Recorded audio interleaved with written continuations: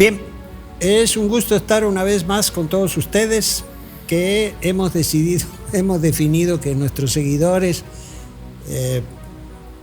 decidieron llamarlos navegantes, es decir, que nos acompañan. Entonces, como nos acompañan en nuestras navegaciones por el Pacífico y por la historia marítima de Acapulco y del Pacífico mexicano, y también en torno a diferentes temas, sobre todo temas relacionados con Acapulco y con la actividad cultural en la ciudad y el puerto de Acapulco. Dicho esto, antes yo quiero enviar nuestras condolencias a nuestra compañera Ana Torres, porque falleció su abuelita. Le mandamos desde aquí nuestras condolencias. Esperamos que ella y su familia se repongan pronto de esta pérdida y para tenerla pronto una vez más entre nosotros. Bueno, dicho esto, hoy tenemos una invitada muy importante, muy especial para nosotros, un pilar del Museo Histórico Naval de Acapulco. Me refiero a la maestra Malena Steiner Hernández.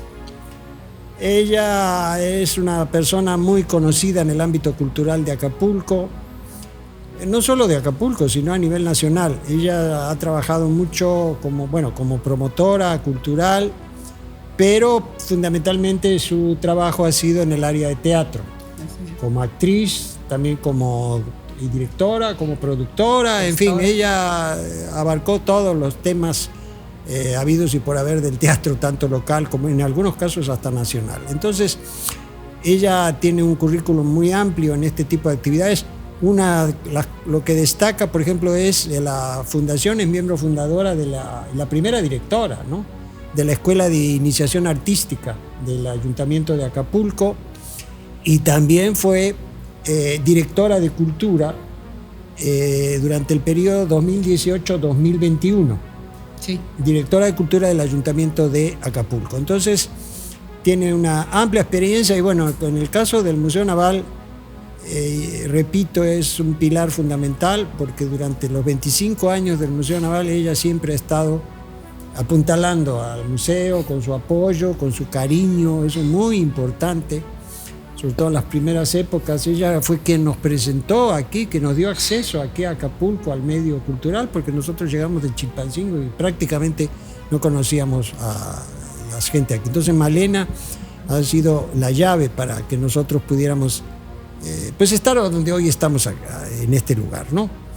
Entonces, lo que queremos conversar con ella, bueno, que nos platique un poco de su experiencia. La cuestión de ser funcionario cultural no es nada sencillo y Malena nos va a ilustrar sobre esto. ¿Por qué no es sencillo? Bueno, porque en primer lugar hay una cuestión que, como en todos lados, hay intereses de por medio y no siempre se encuentra personas que, conocedoras o pertenecientes al medio cultural, al medio artístico, sean buenos o buenas administradoras. Así que sean buenos ejecutivos, pues, que pongan en práctica políticas, programas que saquen adelante las actividades culturales, en este caso del Ayuntamiento de Acapulco en aquellas fechas. Entonces, es un gusto y un orgullo tener a Malena con nosotros. Y bueno, yo no me quiero extender mucho más. No sé, le cedería la palabra a Alfonso para ver. Hola, maestro Marcelo. Nada, solamente también, acotar ahí el programa, lo íbamos a grabar, ¿no?, con el maestro Silvio, pero pues son cosas que pasan. Así es. Y de hecho, tarde o temprano la maestra Malena iba a tener que venir. Así es. ¿No? Inevitablemente. Sí, inevitablemente iba a tener que venir, sí. Y sobre todo por un tema tan importante, ¿no? ¿Cuál es el impacto que tienen las políticas culturales, ¿no?, en Acapulco? Así y en un municipio, vale la pena decirlo, donde el promedio de la educación es la secundaria, ¿no?, que tiene muy difícil acceso a librerías o a bibliotecas. En su momento, con el Coneval, creo en el 2020, fue el municipio del país con mayor población en pobreza extrema. Así es. Entonces, hay muchas carencias sociales en las cuales pues se debe de abonar, ¿no?, y se deben de trabajar en ellas, sobre todo para que las personas, en este caso los acapulqueños, tengan una vida digna. Así es, ¿no? De eso va. Entonces, es un programa al menos, y el tema es sumamente importante, y yo creo que pues la maestra Malena, que en todos lados la conocen, ¿no? Sí, y ha sido madrina de tantas y tantas generaciones, no solamente, bueno, la otra vez incluso con los bailarines, ¿no? De Culebrinas, no me acuerdo bien cómo se llama, ¿no? Esta asociación, que la encontré ahí de casualidad y yo no sabía que la maestra Malena iba a estar ahí, sí, pero en todos lados, pues saben hablar de ella, ¿no? Dan de ella, sí cuenta. Entonces, qué mejor persona para hablar de esto que ella. Y no solamente eso, sino también hablar sobre cómo se afrontó la pandemia, ¿no? Desde la Dirección de Cultura del municipio. Sí, porque cabe recordar que durante la pandemia el museo más importante del país, bueno, del país no, del estado y del municipio, que era el Fuerte de San Diego, estuvo cerrado. Así es. ¿No? Y el Parque Papagayo, que también era uno de los espacios, ¿no?, ecológicos también más importantes, estuvo cerrado también. Entonces, fue un golpe bastante fuerte, ¿no?, para la población. Sí, pero vamos, sí. Bien, entonces hay una cosa que me estaba pasando. Bueno, Malena, también trabajaste con José Di Mayuga. Sí, fui su coordinadora general en la Dirección de Cultura, él era el director. Exacto. En 2002, 2005, por ahí, algo así, 6. Como podemos ver, si seguimos rascando, como se dice, van a aparecer muchas, ¿cómo les diría? Muchas intervenciones, participaciones, de manera todo el tiempo Malena ha estado participando en el ámbito de la cultura aquí en Acapulco. Entonces, sin más trámites, yo quisiera preguntarle a Malena, bueno, ¿cómo llegaste a la Dirección de Cultura del municipio de Acapulco? Vamos a empezar, como decía, acuérdense lo que decía Aristóteles, lo mejor hay que empezar por el principio. Por el principio, así es. Bueno, resulta que en el 2018 y 2021 Adela Román se estaba candidateando, un poco antes, ¿no? Después ya queda como la presidenta ya para gobernar Acapulco, y me llama y me dice, ¿sabes qué, Malena? Yo quiero que tú seas la directora de Cultura. Ay, entonces yo así con mucha preocupación le dije, ay, no, perdón, pero es un asunto muy difícil porque luego no se le apoya a la Dirección de Cultura, los recursos, en fin, de todo tipo, materiales, humanos, recursos financieros, etcétera. Dice, no, dice, es que pues yo no conozco otra persona que pueda hacer ese trabajo, porque además de que tú tienes una trayectoria, pues también tienes una profesión, eres una licenciada en economía, tienes una maestría en administración y tienes toda una trayectoria en el teatro, en la promoción, difusión, gestión. Entonces yo no veo otra, ¿quién más? Le di como 2 nombres más. Y le dije, bueno, pero puedes llamar a fulano, a mengano. Y ella me dice, no, a mí me gustaría que fueras tú, porque pues conozco tu trabajo, conozco tu trayectoria y demás. Bueno, finalmente dije que sí. Entonces, pero sí le pedí que era necesario, pues, que hubiera un buen recurso para la Dirección de Cultura y demás, ¿no? Y efectivamente, el primer año tuvimos un buen recurso, se hicieron muchas cosas, pero entra la pandemia y todo se vino abajo. Todos los proyectos, ilusiones, deseos, todo se vino abajo porque a nadie se le dio recursos, a ninguna dirección se le dio recursos, ni a Cultura. Y entonces yo dije, con mi equipo, dije, a ver, necesitamos hacer algo, porque nos mandaron una semana a la casa. Entonces yo dije, una semana en la casa, yo dije, no puedo yo estar aquí en mi casa sin hacer nada, devengando un sueldo. Dije, no, a ver, llamo a mi equipo. Después resulta que el ayuntamiento dice, bueno, sí, podemos hacer ya que la gente vaya de manera escalonada, no todos juntos, porque en Cultura pues éramos bastante personal, entonces íbamos 4 un día, 5 otro día y así, ¿no? Se hizo un rol y empezamos a inventar pues con mi equipo, que era Juan Soriano, Zuli, que era la de difusión, Hansel. Alguien se me escapa por ahí, no lo recuerdo. Carlos Medina. ¿Quién? Carlos Medina estaba ahí, ¿no? También Carlos Medina, que estuvo un tiempo, que nos apoyó mucho. Y empezó, dice, bueno, Zuli, podemos hacer esto. Y entonces empezamos como a un muchas ideas y ver qué podíamos aterrizar, porque estábamos en pandemia, no podíamos hacer eventos físicamente, claro, presenciales, claro, no se podían. Claro. Entonces empezamos a inventar cosas y entonces hicimos muchas cosas con el internet, vía Zoom y vía internet, y en fin, hicimos presentaciones de libros, presentaciones de cantantes, presentaciones de poetas, vía internet, hicimos muchas cosas. Aparte, pedí la colaboración de comunicación, que en ese momento estaba Roberto, después llegó Roberto, y nos dieron mucho apoyo con eso. Entonces nos íbamos al aire libre, a los espacios y a las casas de los artistas. Entonces empezamos a hacer un programa de artistas adultos ya mayores, que había que rescatar su historia y de lo que ellos habían hecho. Entonces entre ellos fue un pintor, una poeta, un bailarín, en fin, fueron varios. Alcanzamos a hacer como 3 o 4, no recuerdo bien.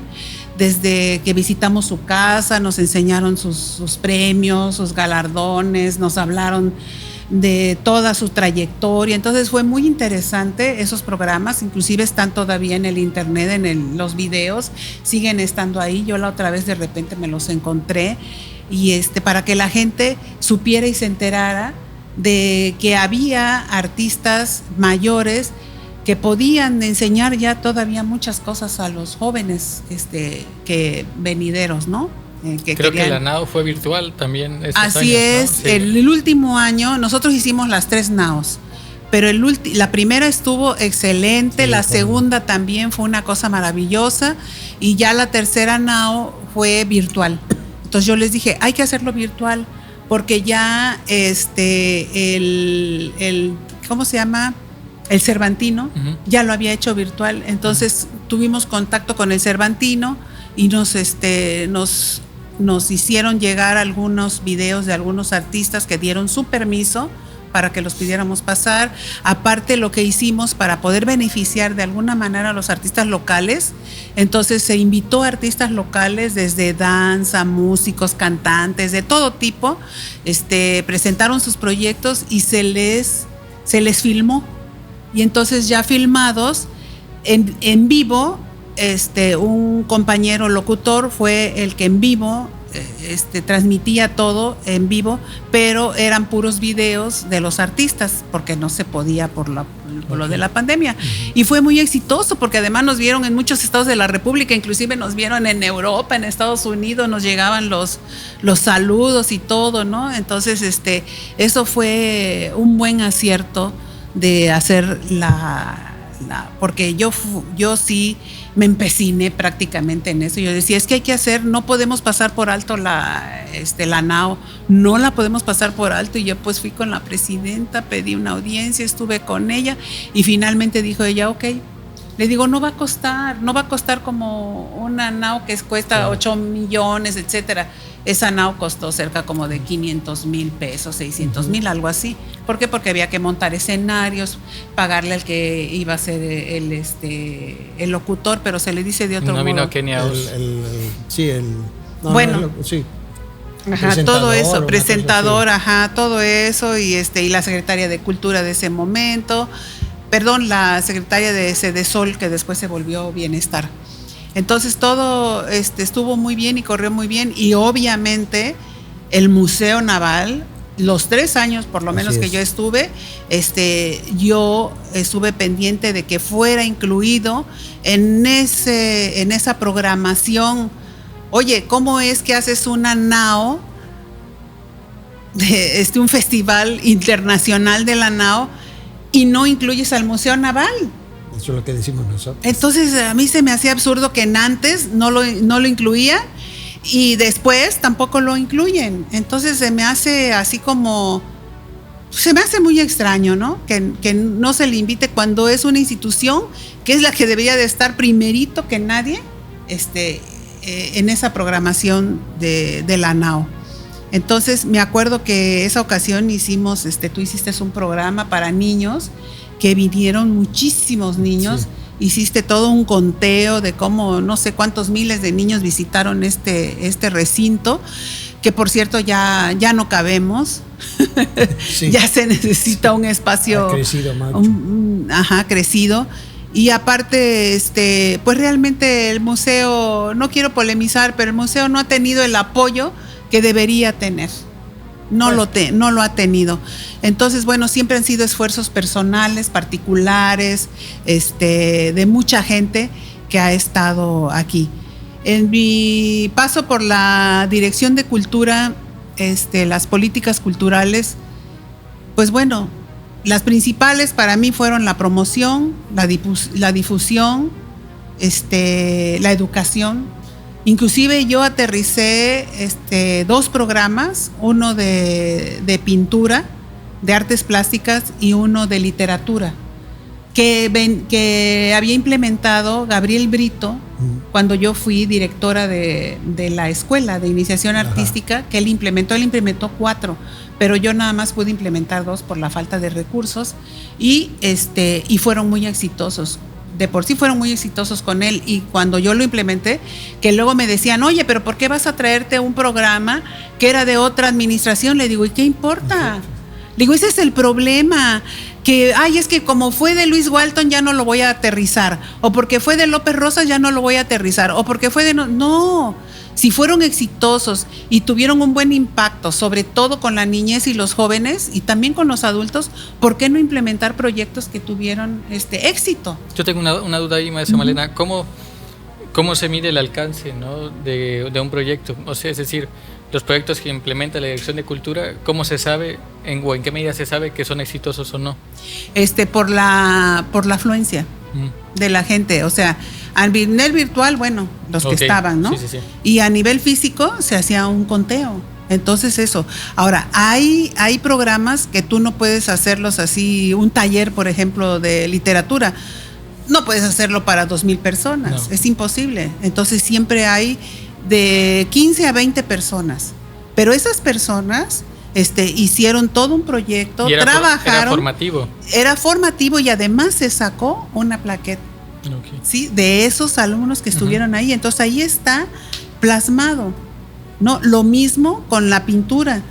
Al final del taller se hizo una exposición y una exhibición. Inclusive yo esa exposición de ese taller lo hicimos en la Casa de la Cultura que está ahí en el, ¿cómo se llama?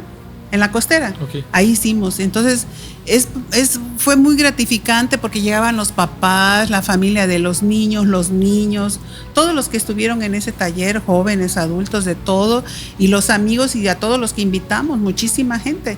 Entonces se lleva un conteo, ¿no? De todo. Es como Marcelo aquí lleva un conteo de toda la gente que pasa y entra. Cuando fue lo de la NAO, nos preocupamos por hacer un conteo de todos los eventos que hicimos. Ya me acordé, es los bailarines del grupo de Luces de la Bahía de Santa Lucía. ¿Se acuerda cómo se llama él, el director? Es hijo de Rosy Hernández. Sí, que está aquí en la biblioteca. Ulises. Ajá. Ulises Hernández. Sí. Él decía, porque lo entrevisté una vez, que él sabía del éxito, ¿no? de su programa, bueno, de su grupo, ¿no? Como tal, de danzantes, porque en la colonia todos lo identificaban ya. Claro. Sí, todos lo identificaban, los taxistas, cuando caminaba, hasta le decían, no, por allá no vaya, maestro, porque está peligroso. O, ¿qué hace por acá? Yo lo llevo a su casa, ¿no? Sí. Entonces, se formó una comunidad, al menos a mi entender, lo que él hacía, porque así trabajaba en el Renacimiento, Los Zapatas, si no me equivoco, sí, en el polideportivo de allá. Rumbo. Sí,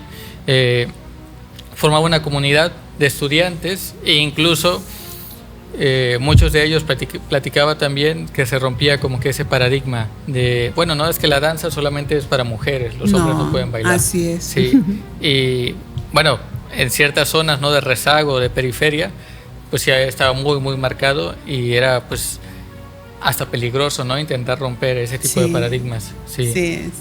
Y mira, ese niño ahorita yo tengo entendido que está en Zihuatanejo, lo llamaron allá y está trabajando muy duro. No sé si siga allá, pero como dicen, nadie es profeta en su tierra, ¿no? Entonces ahora está allá y está trabajando y a mí me da mucho gusto por Ulises. Y ojalá si ve este programa, yo le mando muchos saludos y mi reconocimiento a Ulises, porque ha hecho una labor increíble con la danza mexicana. Sí, y al final es como usted lo menciona, tal pareciera que en Acapulco la mayor parte de la población civil se organiza para desarrollar algo en torno a la cultura, porque de otra manera no sucede. No, y además, acontece. y yo sí me acuerdo mucho con Marcelo cuando dice, no, cultura siempre se empieza de cero. Entonces siempre sumamos 0 más 0, pues sigue siendo 0.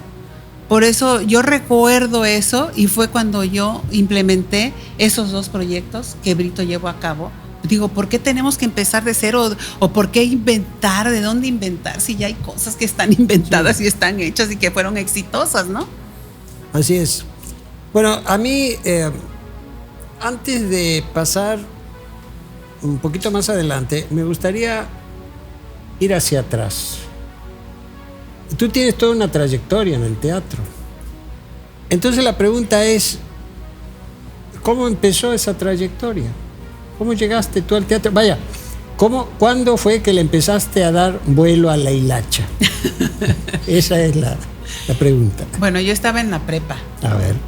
Y yo tenía un tío que ya falleció, Alejandro Tapia. Yo estaba trabajaba en teléfonos y estaba estudiando la prepa. Y entonces él me dice un día, oye Malena, dice, ¿por qué no vas estamos montando una obra de teatro, ¿por qué no vas? Ajá, le digo, luego. Y así se pasó como 6 meses diciéndome, ándale, ve. Y un día me animé a ir y fui. Y resulta que ese día no fue él. Vaya. Y entonces ahí, y no fue una amiga que después se hizo muy amiga mía, Leti García Leiva, que ya falleció también. Y ella me la quería presentar. Tú tienes que conocer a Leti García Leiva. Y a Leti le decía que tenía que conocerme a mí. Uh-huh. Entonces llegamos y resulta que Alejandro no fue. Ahí dice, ¿tú eres Malena? Sí, le digo, ¿y tú eres Leti? Sí, y ahí. Y entonces todos nos fuimos, todo el elenco, porque éramos bastantes. Era una obra de teatro de Juan Ruiz Alarcón que se estaba montando.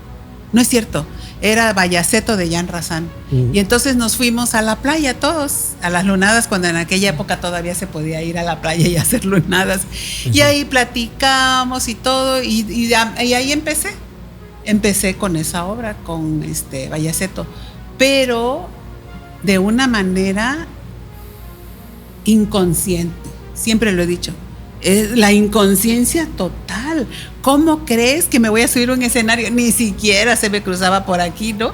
Yo, pues sí, trabajé, hice que el vestuario, que eso y que el otro. Mi mamá siempre me hizo el vestuario. Entonces ella me hizo el vestuario. Ahí trabajó Raúl Soto. Trabajó, claro. ¿Cómo se llama el de Chilpancingo? ¿Quién? Que está en la universidad. ¿Galván? No. Otro muchacho que está... Enrique Caballero estuvo también ahí. Bueno, estuvo Enrique Caballero, claro. Entonces, bueno, Leti García Leiva. Y entonces estuvimos ahí trabajando. Y entonces, pues sí, hicimos hasta una gira por Guerrero, por la Tierra Caliente, por la costa. No, olvídate. Y yo en ese momento, yo ya estaba terminando la prepa. Yo renuncio a Telmex, y me voy a México. Primero pedí un permiso, me voy a México, me inscribí a la escuela. Yo me iba a inscribir en la UNAM, pero la UNAM estaba en huelga muy larga esa ocasión. Y entonces dije, bueno, yo no voy a perder el tiempo. Entonces me fui al Poli, porque aquí no había la carrera de economía. Entonces me fui al Poli y ahí me inscribí todo y entré. Y me acuerdo que me equivoqué de escuela y me metí a la ESCA, que es la de Contadores y Administración. Y me decía el señor, yo usaba el pelo como afro. Afro, sí. Sí, y estaba pues más morena porque yo me asoleaba todos los días. Y entonces llego ahí y me dice el señor, le digo, venga a inscribirme a la escuela de economía. ¿A dónde? Digo, a la de economía. Ay, señorita, dice usted, se ve muy bonita, ¿se va a ir a meter a esa olla de grillos? Ay, yo decía, me asustó el señor y dice, le digo, sí, pues es que voy a estudiar economía. No, ¿cómo cree? A ver, deme sus papeles. Y estábamos ahí estirando con los papeles. Inscríbase aquí, dice, aquí está contaduría, administración, que no sé qué. Le digo, no, pero yo quiero estudiar economía. Bueno, ya finalmente el señor dice, ok, ándale, váyase por allá. Y entonces así empezó la cosa. Así empezó, y estaba yo en gira y estaba apenas ingresando a la escuela de economía. Entonces, fue después cuando la segunda obra, porque siempre lo platico, ya me entró el pánico. Ya tomé conciencia. Te dio el pánico escénico. Tomé conciencia de lo que tú estás haciendo en escena y con un público y todo, y que la memorización y que el vestuario y que esto y que el otro. Pero ya de ahí, pero yo siempre quise trabajar tras bambalinas. Yo le decía a mi tío, digo, ¿sabes qué? Yo no, le digo, yo atrás, yo te ayudo con la producción, con esto, con otro. No, es que faltaba una actriz. Y pues me empujó y tuve que actuar. La segunda también fue lo mismo. No, es que yo quiero trabajar atrás en la producción, yo te ayudo aquí. No, como actriz. Y me fui. Entonces, yo siempre entré con la producción, todas casi las obras de teatro, la mayoría. Fui productora y actriz. Sí. Es paralela. Recuerdo muy bien, por eso te hice la pregunta, porque tú cuando estuviste colaborando con José Di Mayuga, ustedes impulsaron mucho el teatro. Sí, con el taller escénico Acapulco. Con el taller escénico Acapulco, exactamente. Inclusive fue en esa época, si mal no recuerdo, cuando levanta o se pone en circulación o en funcionamiento la Casona de Juárez. Uh-huh. Recuerdo que ahí ustedes montaron piezas. Sí, bueno, en el Domingo Soler y ahí... ¿En qué año era, maestro Marcelo? Ahí ya montamos, pero ya en el 2002, ya cuando estaba José de director. Sí. Porque las obras las montábamos en el Domingo Soler, pero el Domingo Soler era una bodega. Sí. Y nosotros nos permitieron en el centro de convenciones, trabajamos en 2 sitios, una que se llamaba, que era un centro nocturno que se llamaba Salón Chilpancingo y después le pusieron el Internacional. Uno que estaba hacia abajo, ¿no? Ajá. Sí. Y otro que era como una caverna. Sí. El Tablado. Exacto, me acuerdo muy bien. Ahí donde de trabajamos. A lo que voy es a lo siguiente, es decir, la trayectoria que tú tienes en el teatro, en este caso se reflejó, enriqueció muchísimo la gestión de la Dirección de Cultura, junto con José, porque bueno, José Di Mayuga, pues, dramaturgo. Entonces, ustedes, tanto José como tú, y luego tú, le dieron ese matiz, digamos, a la Dirección de Cultura. Porque a veces también en las dependencias gubernamentales que se dedican a la cultura, de repente el problema es que se dispersan mucho. Sí. Es decir, no hay una acción concreta, sistemática, disciplinada sobre alguna de las artes, ¿no? El teatro, la música, la danza, etcétera. Esto no. En general, bueno, pues son programas efímeros. O sea, que se hacen de un día para otro, muy poco, y como lo que está pasando ahora, que nomás hacen talleres de un día. Yo dije, ¿un taller de un día? Sí, eso es muy complicado. O sea, no, eso no es muy... Y eso me remite a la pregunta que te hizo Alfonso, es decir, ¿cómo medir eso? ¿Qué efectividad tiene eso? O sea, es sumamente complicado. Sí. Ahora bien, tú señalaste, digamos, 4 ejes, si mal no recuerdo, de lo que fue tu gestión en la Dirección de Cultura. ¿Qué resultado tuvieron esos 4 ejes? O sea, ¿cómo los desarrollaron? Bueno, empezando cuando fui directora de la Escuela de Iniciación, en la actualidad, cuando yo termino ya mi gestión ahí, bueno, las mamás, de repente un día una mamá se me acerca, yo ya había salido unos días y me alcanza, andaba yo en un supermercado, dice, maestra, dice, ¿qué cree? Mi niña, dice, se va a La Rosa, que es como una escuela de artes, pero de música, en Morelia. Así le dicen La Rosa, ahí en Morelia. Y le digo, ay, pues qué gusto me da. Dice, no, dice, y además, dice, pues me daba las gracias, me decía, porque además su niña tenía un problema, no sé si era de autismo o algo así, cosa que yo siempre dije, aquí no hay que hacer diferencias, porque había niños de Asperger, que se llama esa enfermedad, es un autismo leve. Había niños que tenían problemáticas y fue algo de lo que yo nunca hice diferencias, se les trató igual a todos. Entonces después, cuando creamos la orquesta la Orquesta de Cuerdas de Acapulco, ya. con Tofani y su mujer, Águila, Laura Águila, que hasta la fecha esa orquesta sigue dando frutos, sigue funcionando. Claro. Y de ahí salieron muchos chicos que se fueron a estudiar a escuelas de música ya de manera profesional. Han salido muchos profesionales y eso a mí... misión cumplida. Sí, misión cumplida. Claro. Igual cuando implementamos en Cultura, Red de Letras, muchos chicos que ya habían estado con Brito ingresaron para seguir trabajando sus textos y nuevos. Y muchos chicos de esos ya ahorita están publicando libros, están trabajando. Entonces, igual pintores. De repente me dicen, oye, ¿te acuerdas, Malena, de este niño? Le digo, ajá. No, dice, pues va a exponer en tal lado y fíjate que está exponiendo aquí y está. Le digo, oye, pues eso me da gusto. Entonces tú ves que sí ha habido frutos sobre eso. Eso, ¿te refieres al trabajo, a tu trabajo como directora de la Escuela de Iniciación Artística? No, como directora de Cultura. De Cultura. También, porque Red de Letras y la de Artes Plásticas, eso lo implementé como siendo directora. Precisamente con todas estas actividades, ¿cuál es la situación hoy en día? Ay, bueno, es que... Bueno, también habría que acotar... otra pregunta, ¿no? Antes de llegar a esa, sí es cierto que a la población de Acapulco no le interesa, ¿no? No le interesan todas esas actividades que giran en torno, no sé, a la música, la lectura, la escritura, la danza, el teatro, o simplemente no se le da difusión.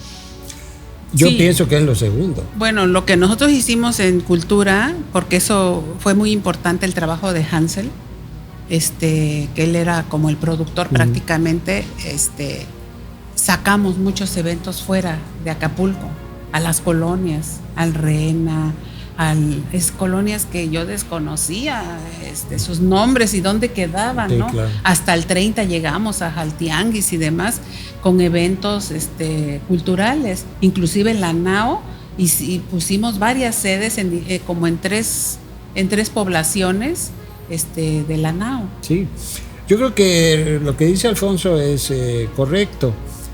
Yo me inclino por la segunda, es decir, se habla de que, por ejemplo, se dice de manera muy arbitraria y bastante lamentable que a la gente en Acapulco no le interesa la cultura. Eso no es cierto.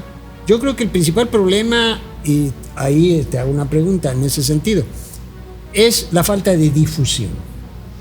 Así es. No se trabaja. ¿A qué me refiero con esto? Dos cosas. La difusión y la producción, o sea, el apoyo a los artistas. Sí. Son dos cosas. Sí. Claro, ¿a qué me refiero con esto de la falta de difusión? Es que muchos eventos que vemos, por ejemplo, inclusive en el caso del Fuerte de San Diego, se inaugura una exposición y prácticamente nos enteramos el mismo día que se inaugura.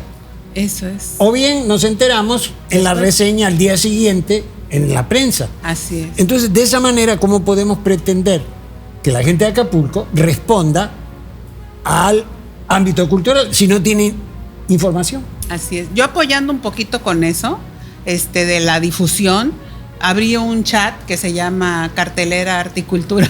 Entonces, ahí claro. Me dedico a eso, a estar subiendo carteles, flyers, eventos, invitaciones, todo lo que sea de corte artístico y cultural y convocatorias. Y eso tiene que ver también con el museo, porque esto que yo estoy comentando me lo dicen a mí nuestros visitantes. Oiga, me costó mucho trabajo encontrarlos.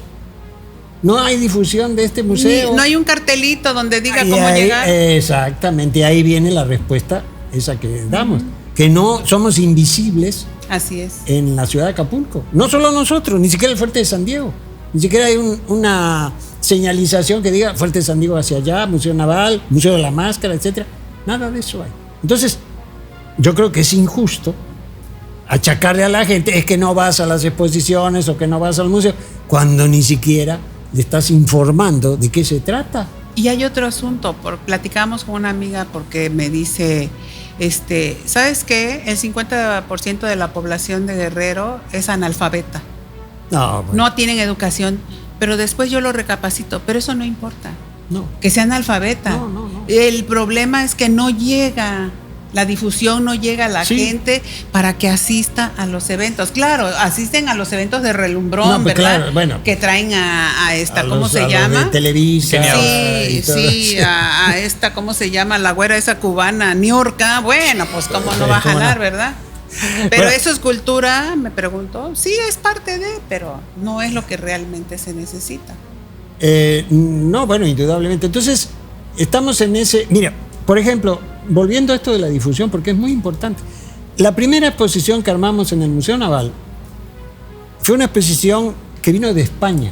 Se llamó Manila, Occidente en Oriente.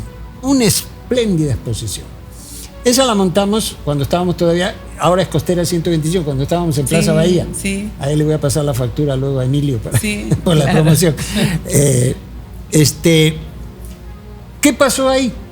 Nosotros tuvimos en esa exposición que duró, yo recuerdo, un poco más de un mes que la tuvimos ahí. Es más, era tan grande que tuvimos que extendernos hacia los pasillos de este centro comercial porque no cabía en uno de los locales, o en dos. Y resultó que tuvimos 15,000 visitantes. Es decir, hasta nosotros nos asombramos. ¿Pero por qué pasó esto? Porque comenzamos con la difusión de esto en la prensa, claro, en el radio, en la televisión.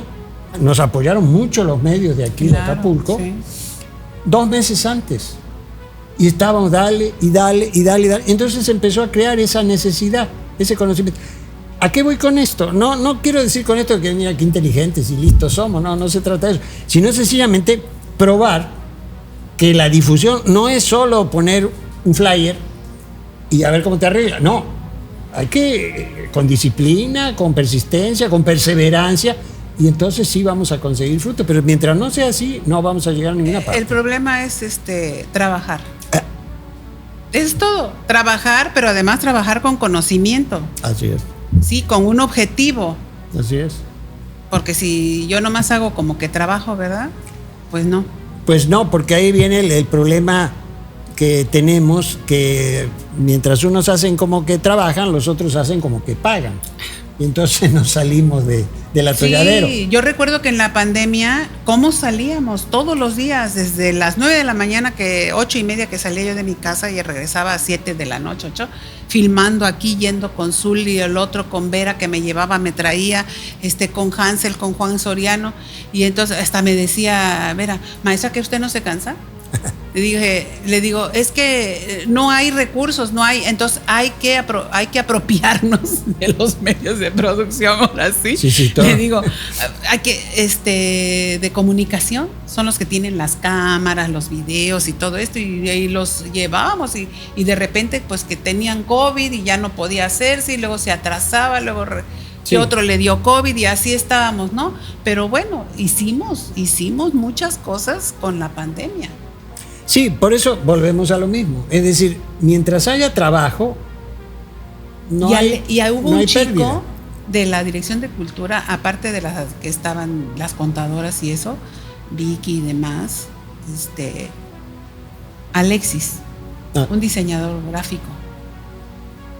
Jamás se le había propuesto que el niño, pues era un joven que tenía las herramientas, pero no lo ocupaban, no lo ponían a trabajar en eso. Entonces me dice Zully, oiga maestra, dice, Alex es diseñador, dice, no hay recursos para pagar un diseñador, pues órale, platica con él, después platicamos. No, hombre, salió una maravilla ese Alexis, claro, que nadie lo ocupaba, no hacía gran cosa en la dirección porque pues no había trabajo, pero cuando nosotros llegamos dijimos, a ver, ¿cómo que es diseñador gráfico? A ver, Alexis, y Zully empezó a trabajar con él porque era la difusión, y juntos y entre los dos hizo un trabajo maravilloso ese Alexis. Si ve este programa, le mando un saludo y mi agradecimiento a Alexis por todo el trabajo que hizo.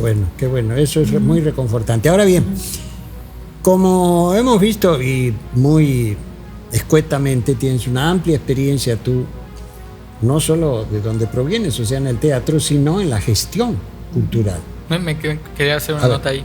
Entonces, maestra Malena, podría decirse que durante la pandemia la Dirección de Cultura Municipal estuvo funcional, ¿no? A comparación, ¿no? Por poner un ejemplo, ¿no? Del Parque Papagayo, el Fuerte de San Diego, que estuvieron pues en la lona, ¿no? Literalmente 2 años, 3, no estoy seguro. Sí, porque yo recuerdo, tengo muy clara la memoria de que cerraron casi al mismo tiempo. Sí. Y como que el abandono o la sensación, bueno, ya no hay a dónde ir, porque luego uno iba ahí con los amigos o que íbamos incluso a patinar al parque, ya ni siquiera eso se podía. ¿Se percibió eso incluso en la Dirección de Cultura, que el fuerte o que el Parque de Papagayo estuviera cerrado? Sí, claro, porque nosotros hacíamos eventos, solicitaba yo los espacios del fuerte. Del parque no, pero del fuerte sí. Tiene un auditorio, pero sí, el parque no también. Pero quien nos apoyó mucho fue, porque además el fuerte, hubo una directora que brilló por su ausencia, que ese fue otro de los problemas del fuerte. Pero Mauricio Leiva, que era el secretario de Cultura en el estado, yo hice muchos eventos aquí en el de 7 regiones. Él nos apoyó. Sí, de hecho yo recuerdo que, bueno, el Museo Naval también, bueno, abría a veces en la pandemia, poco después de la pandemia comenzó a abrir, pero cuando yo venía, nada, pues estaba vacío, ¿no? Aquí todo esto estaba cerrado y recuerdo mucho la sensación de que ni siquiera había autos. No, pues era el corredor cultural. Sí, y se notó como ahora es un estacionamiento del ayuntamiento. Llegaron, sí, se llenó. Sí. Sí, bueno, entonces a lo que iba, basados en tu amplia experiencia, repito, tanto en el teatro, y no solo en el teatro, pero bueno, es tu alma mater, el teatro, y en la gestión cultural, yo me atrevería a hacerte una pregunta: ¿dónde estamos hoy? ¿O cómo estamos hoy? ¿Yo como gestora? No. ¿Cuál es tu opinión de la gestión cultural, la gestión de la cultura en Acapulco? No está. O del programa federal, ¿no? De Acapulco se transforma contigo. Bueno, también es esa otra también. Entonces, ¿cuál es tu...? Está muy, pues no hay mucho, muy endeble ese aspecto, no hay como una claridad de las políticas culturales, las instituciones como a nivel estatal y a nivel municipal nada más llevan a cabo donde hay apoyo federal. Yeah. Es lo único que echan a andar, pero otra cosa más allá no se hace. Promover, difundir, producir, no se hace. ¿Por qué? Yo recuerdo que cuando en el trienio pasado, yo recuerdo que en un año le dieron 40 millones de pesos a cultura. Yo dije, pues si nosotros hemos trabajado con 2 millones y hemos hecho maravillas. 40 millones y pues todo el mundo pues nos preguntamos, ¿y dónde están? Bueno, pero eso también yo pienso que tiene que ver, Malena, con el eterno problema de que el sector cultura, tanto en el caso del gobierno del estado, no voy a hablar del gobierno federal, eso va a ser otro programa, como en el ayuntamiento, siempre les dan presupuesto. O sea, se aprueba el presupuesto y entonces, como dice, 40 millones, pero resulta que nunca les llega, sino que ese recurso se empieza a desviar. Así es. Yo recuerdo, no sé si fuiste tú, cuando se proponía o se propuso que la Dirección de Cultura pasara a ser instituto, si mal no recuerdo, precisamente una de las razones que alegaban era esta. Es decir, porque se aprobaba el presupuesto, pero el presupuesto quedaba en aquel, creo que ahora también queda en la Secretaría de Cultura, Desarrollo Social, sí, y Cultura, sí. Y esto ha sido recurrente. Y yo entiendo, ¿no?, a los funcionarios de cultura y de las demás direcciones, que es bien difícil tener una secretaría arriba que no te deja ejercer el presupuesto que te etiquetaron. Así es. No te lo dejan ejercer. Es un batallar. Tú no sabes cómo batallé yo con el presupuesto, sí, el poquito presupuesto, sí, que se nos dio el primer año, el segundo año más o menos, pero ya el segundo y tercero, que fue la pandemia, no, pues ya fue el acabose porque no hubo presupuesto.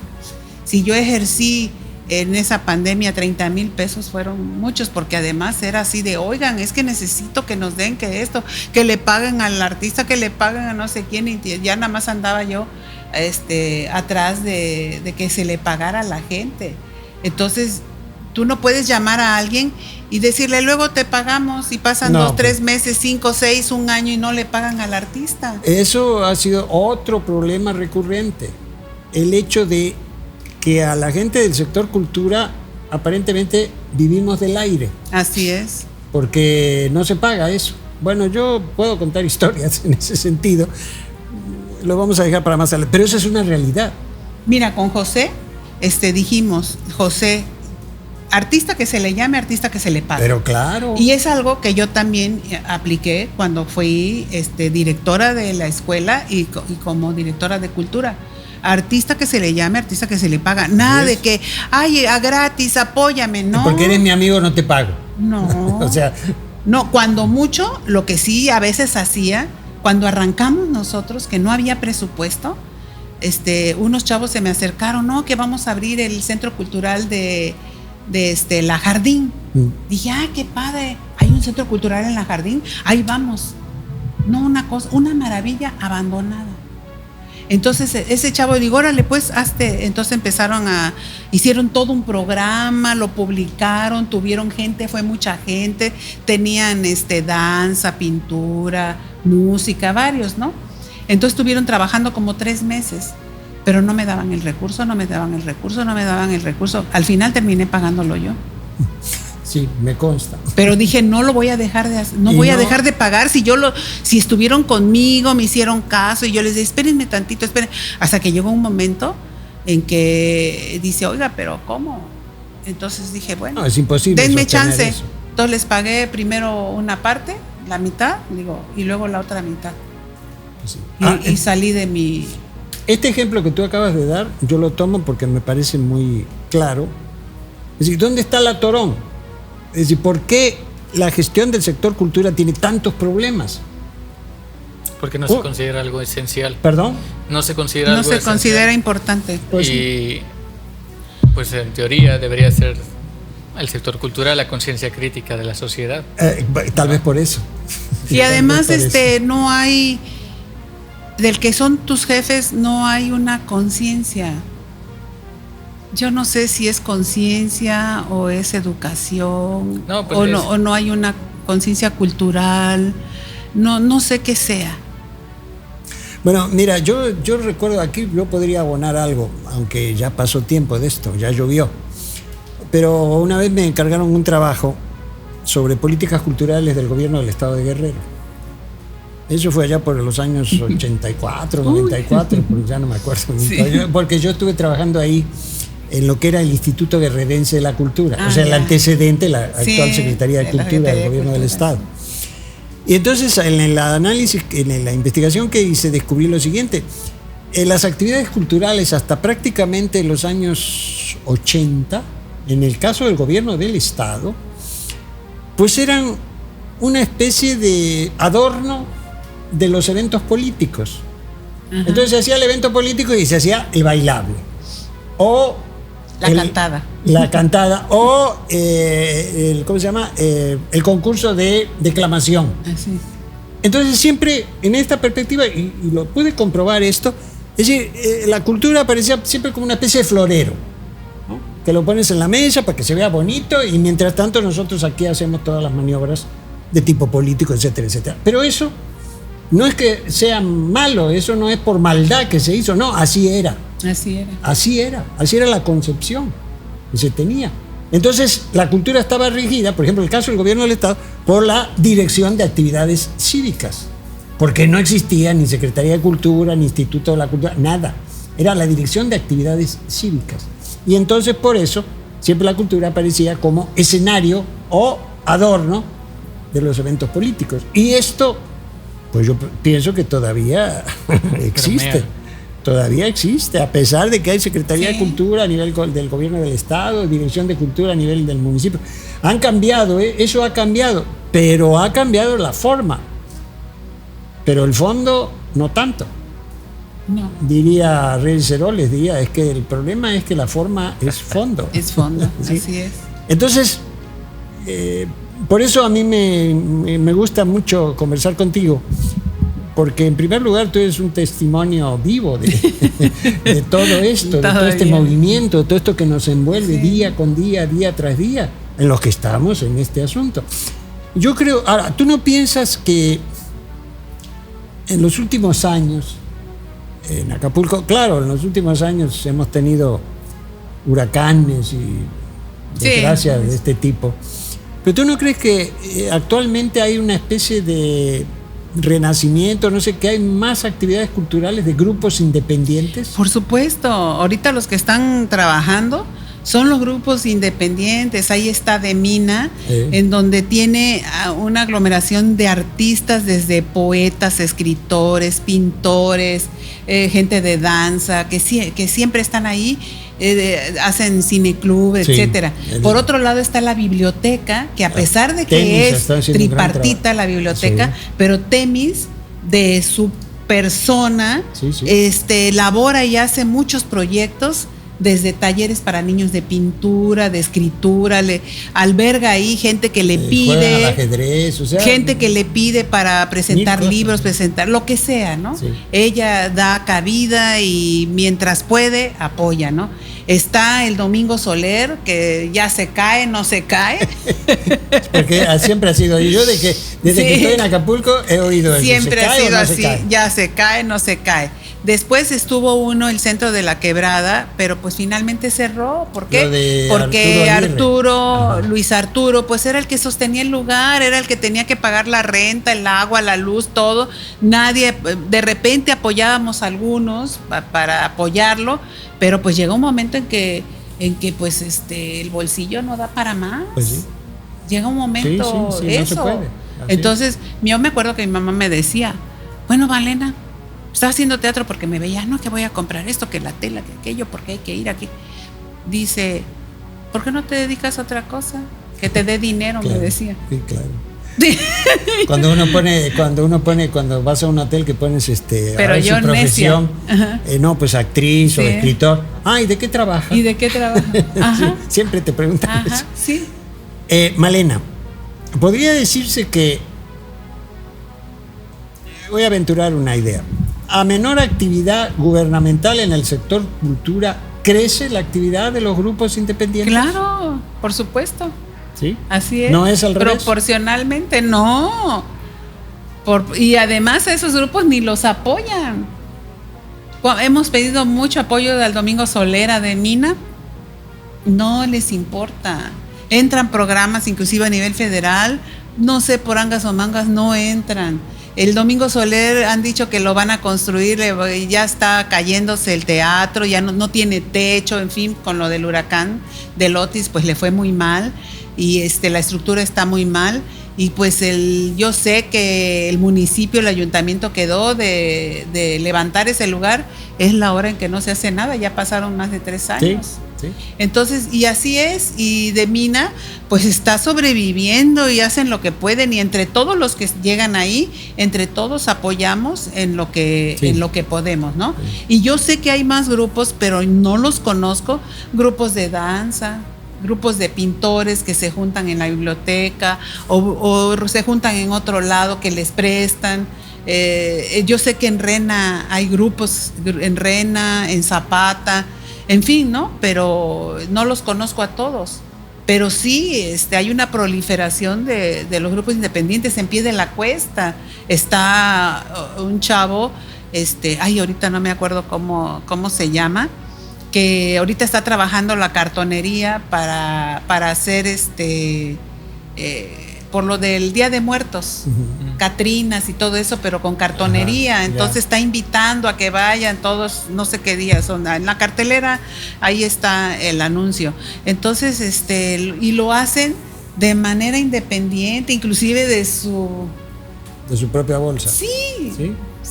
Ahora, yo creo que esto tiene que ver con los cambios que se dan en México respecto a la cultura. Cuando, yo recuerdo muy bien, en el sexenio de Miguel de la Madrid, ahí yo digo que se quiebra la concepción del Estado mexicano en torno a la cultura que provenía de la Revolución. Así es. Ahí hay un quiebre.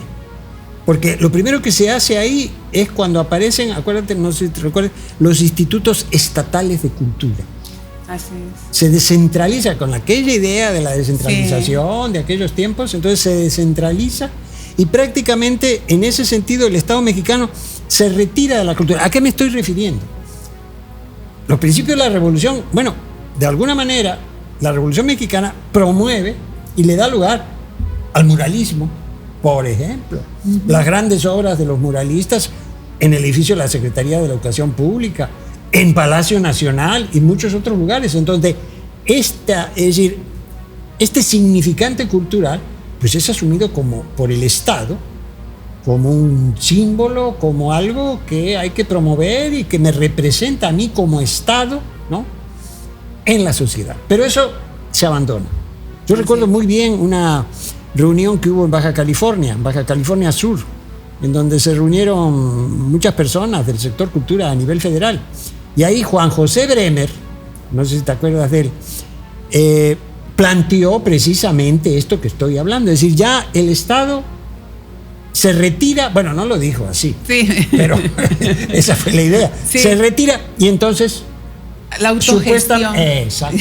Ahí apareció la autogestión. Supuestamente aparece esto y inclusive ahí empieza, si mal no recuerdo, empieza lo que después va a ser Conaculta, el FONCA, etcétera. Todos estos organismos, ¿no?, que con la idea de que vamos a promover, pero ustedes hagan. Esa fue un poco la idea. Entonces, esto que estamos viviendo en Acapulco no es ajeno a un panorama histórico, claro, más general, que involucró a todo el país. Así es. Porque no solo, claro. Pero además la federación ahora dice, a ver, estados, ustedes tienen presupuesto, nosotros les mandamos un presupuesto, pues aparte de lo que ustedes generan de manera en sus municipios y en su estado, ¿no?, de manera propia, también se les apoya con un presupuesto federal, pero por cultura no hacen nada. No hacen nada. Sí, ahí hay un problema muy serio y esto no es la solución a esto, para salir adelante no es para mañana. Y el presupuesto que le dan, por ejemplo, a la Secretaría de Cultura de la Estatal es para el personal, para los museos, para la infraestructura, nóminas, y nada más para ejercer los presupuestos que están vinculados con Alas y Raíces, con el INBA, con los planteamientos, con los federales. Nada claro. más. Sí, nada más. Sí, que el PEGDA, que esto. Pero un proyecto propio. No, es muy difícil. Para los guerrerenses no hay. Es muy difícil. No, inclusive nosotros rebotamos, por ejemplo, yo recuerdo muy bien cuando le presentamos a Conaculta el proyecto de máquinas hidráulicas para la construcción naval, le gustó mucho. Inclusive nos llevamos la sorpresa que en un momento dado estábamos esperando y nos hablan de Conaculta y nos dicen, oigan, su proyecto está muy bueno, le falta un papel. ¿Cuál papel? No, pues este. ¿Lo tienes? No, pues sí. Bueno, mándame, porque en aquella época no se hacía por internet. Había que todo físico, ¿no? Entonces claro, tenías que meter todo en un sobre con manila por estafeta, y por estafeta o la estrella de oro, a ver por dónde, ¿no? Entonces pues quedamos muy esperanzados porque ese proyecto está bien importante, está muy bueno y bla, bla, bla. Pasa el tiempo y de repente sale el periódico y no aparecimos. Y entonces hablamos y oye, ¿qué pasó? Y dice, no, es que no alcanza para todos. O sea, pero siempre se olvidan de la provincia. Pues claro. Porque sigue centralizado el presupuesto de cultura en la Ciudad de México, aunque digan que no. No, y aparte no solo eso, la gestión para los estados, es decir, la gestión cultural. La tienen que hacer. Sí, pero no se hacía aquí. Las instituciones de cada estado que no lo hacen. Pero ¿cuál era el problema? No, porque el chiste era ir a cabildear a la Cámara de Diputados. Así es. Para conseguir recursos para el proyecto que tú presentas. ¿Cuántas veces hace eso un secretario de Cultura de ir a cabildear? Yo me acuerdo de Mauricio que sí lo hacía. Sí. Pero de ahí en fuera, no. ¿Y del municipio? Menos. No, pero en la Cámara de Diputados era una romería de gente, porque todo el mundo llegaba ahí, porque para conseguir el presupuesto pues había que invitar a comer al diputado, ¿no? Mínimo. Por eso nunca nosotros avanzamos, porque No, y aparte dijera Yolo, dice, bueno, yo hago mi asociación, todo lo que es el Cluny, todo. Y entonces, bueno, ya tenemos la asociación, ya está trabajando, ya está bien, vamos a solicitar. Finalmente, no sé quién conectó con un diputado de ahí de la Cámara, ya, sí, pues, no estamos hablando de esa Cámara, ya de la anteriores, sí, hace años, sí, y entonces lo primero que le dice, ok, ¿y cuánto van a querer? No, pues 2 millones para hacer el festival de no sé qué cosa quería hacer. Y dice, y talleres y todo va incluido ahí. Y le dice el diputado, ok, nosotros le vamos a autorizar eso, los 2 millones, pero usted nada más se va a quedar con 600,000 y el resto, dice, pero yo le tengo que comprobar los 2 millones. Yo le compruebo los 600,000, no, me tiene que comprobar todo. Y Yolo se enojó tanto que dijo palabrotas, dijo, ¿saben qué? Hasta aquí. No puede ser. Y que creo que canceló la asociación, ya no me acuerdo. Bueno, no sé cómo andamos de tiempo. Bien, ya si quiere para ir cerrando, sí. Vamos, en realidad se podría estar hablando horas, ¿no? Pues sí, podemos seguir aquí. Pero yo creo que valdría la pena resaltar que, bueno, todas estas dinámicas, pues son dinámicas que están enmarcadas dentro de uno de los estados y municipios más pobres de todo el país, ¿no? Donde literalmente no hay nada, que hay, pues Acapulco y ya, no, y eso no lo digo yo, lo dicen, sí. ¿no? Ahí arriba. También que, pues, no ha tenido pues estos procesos de industrialización como otros estados, ¿no? Del norte. Claro. Y básicamente, pues, se sobrevive del turismo, ¿sí?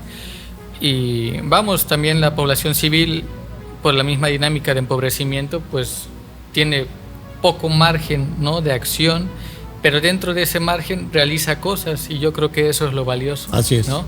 Así que incluso con todas las carencias, ¿no? que hay, se siguen intentando promover cosas y se siguen haciendo cosas trabajando. Porque no es que los seres humanos existan solamente porque sí, ¿no? Los seres humanos, al menos diría Nietzsche, ¿no? Viven para el arte, así ¿no? es. Y para crear cosas, lo que sea.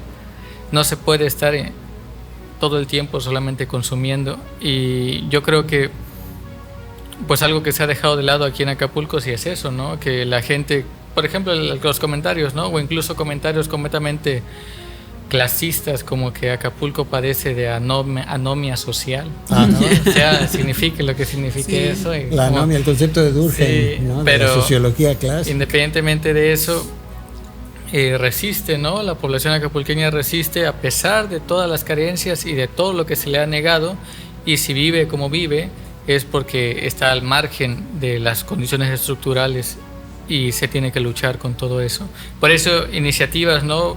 individuales como la de la maestra Malena y otras personalidades, que hay muchísimas, ¿no? dentro de Acapulco, pues merecen tanto la pena. Así ¿no? es.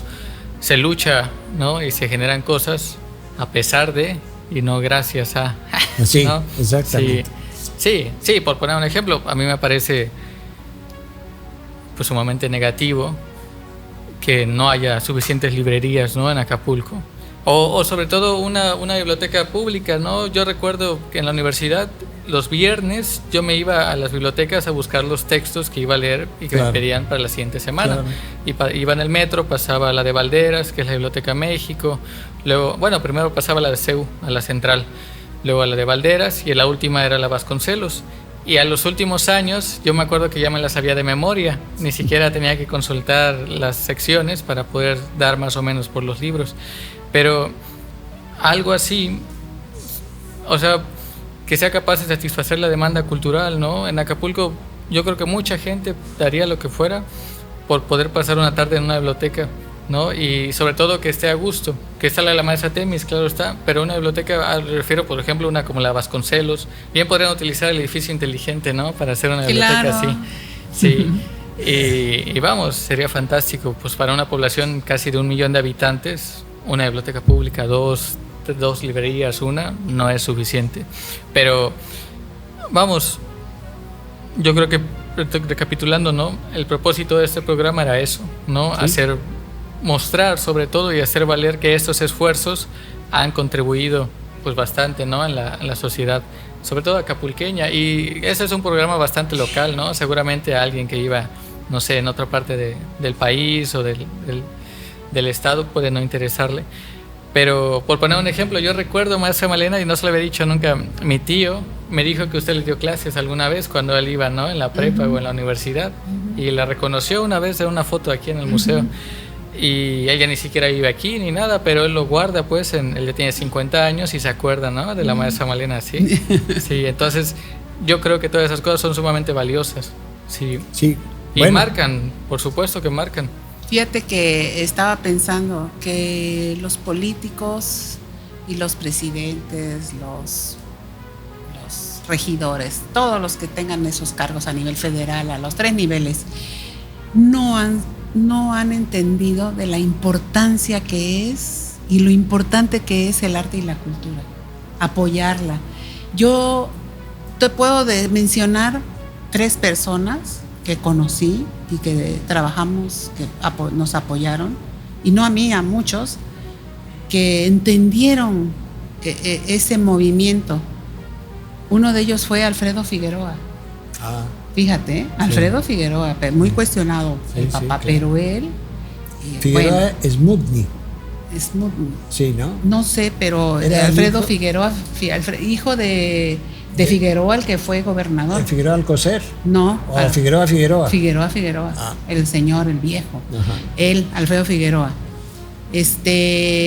El otro que trabajaba en el centro de convenciones, el licenciado, se me olvidó su nombre, del licenciado, cómo nos apoyó con los espacios del centro de convenciones. Y otro que podría ser es López Rosas, cuando José fue director de cultura. Y el otro podría ser Mauricio Leiva. Son pues son las personas las que han entendido lo que es apoyar al sector artístico y cultural, porque además les da mucho valor, les da mucho punch a la gente que apoya. Claro. Y no se han dado cuenta de que es un galón de oro el movimiento cultural. Sí, Malena, pero también tiene que ver esto porque, como bien dicen los políticos, pero los políticos buscan resultados inmediatos. Sí, claro. Y el trabajo en la cultura no es así. Uno de ellos, perdón, que se me pasó, fue López Rosa, Walton. Luis Walton. Sí, Luis Walton, como nadie en el municipio. Fíjate que coincido contigo en el caso de López Rosas, porque fue el único presidente municipal que puso un cartel, no un cartel, de esos que, no sé si te acuerdas, que ponías un cartel y pasaban unas letras que se iluminaban, que corrían así. Sí. Lo puso en el Oviedo, frente al edificio Oviedo. Fue el único presidente, y decía ahí visita el Museo Naval, ya no recuerdo muy bien qué, pero fue el único con el cual tuvimos una señaléctica, ¿no?, una señalización para el Museo Naval. De ahí en adelante, ninguno. Entonces coincido con eso. Muy bien, Malena, ¿algo más que quieras agregar? Pues estamos cumpliendo ¿cuántos años? 25 años. 25 años, bueno, nada más decirle a la gente que nos vea y nos oiga que visiten el museo, que vengan, es su museo, es su historia, es nuestra historia, que vengan. Aquí hay, estás tú como el director, está acá Alfonso, los compañeros que están aquí ahorita filmando y están muy atentos de nosotros y que están haciendo un trabajo apoyando la investigación. Así es. Entonces, pues invitarlos a que vengan a su museo. Muchas gracias. Y pues claro, van a aparecer por ahí las redes sociales, seguramente sí, ¿no? El Facebook, TikTok e Instagram. De hecho, el programa ya cumple 2 meses. Este es el no es el 10º. Sí, este es el 10º. Fíjate. Sí, y en el segundo mes del programa se llegó a las 100,000 visualizaciones. O sea, se rebasó. El primero tuvo 74, 76,000. Muy bien. Pues muchas felicidades. Sí, y pues nada. Muy bien, entonces yo agradecer, en primer lugar, Malena, muchísimas gracias por estar aquí con nosotros, por apoyarnos. Es una larga historia. También quiero agradecer a nuestros técnicos, a Víctor, Edgar, Roberto, como siempre, al pie del cañón aquí. En este caso, detrás de la cámara, pero bueno, es lo mismo, ¿no? Tras bambalinas, como ellos no decimos disparan en el teatro. bombas como en Ucrania, ¿no? Disparan imágenes. Ellos son los buenos. Y el programa con el director del Fuerte de San Diego sí se va a hacer, sí. solamente que se postergó. Sí, qué bueno que lo mencionas, porque queremos ofrecer una pequeña disculpa. Es que el director tuvo otros sí. No pudo asistir. Él tuvo muy buena disposición, pero a últimos momentos se le complicaron las cosas y ya no se pudo hacer. Pero lo vamos a hacer más adelante. Vamos a hablar del fuerte, la historia del fuerte, qué significa para Acapulco, por qué fue construido, etcétera, etcétera, etcétera. Todo esto vamos a hablar. Toda su historia. Porque hay que mencionar que tanto el fuerte, hay dos museos en Guerrero que son los únicos que ocupan edificios coloniales. Uno es el Fuerte de San Diego y el otro es el Museo de Arte Sacro Virreinal Casa Humboldt en Tasco. En Tasco, sí. Son los dos museos que ocupan edificios virreinales. El resto, bueno, son diferentes construcciones. Entonces, pues una vez más, Malena, muchas gracias. Al Alfonso, contrario, muchas gracias. Gracias. Alfonso, y con esto vamos a concluir. Agradecerles a todos nuestros navegantes, ¿no? Y aquí los esperamos para el próximo programa. Esperemos que nos sigan acompañando como hasta ahora. Y es un gusto y un placer estar con ustedes todas las semanas. Muchas gracias.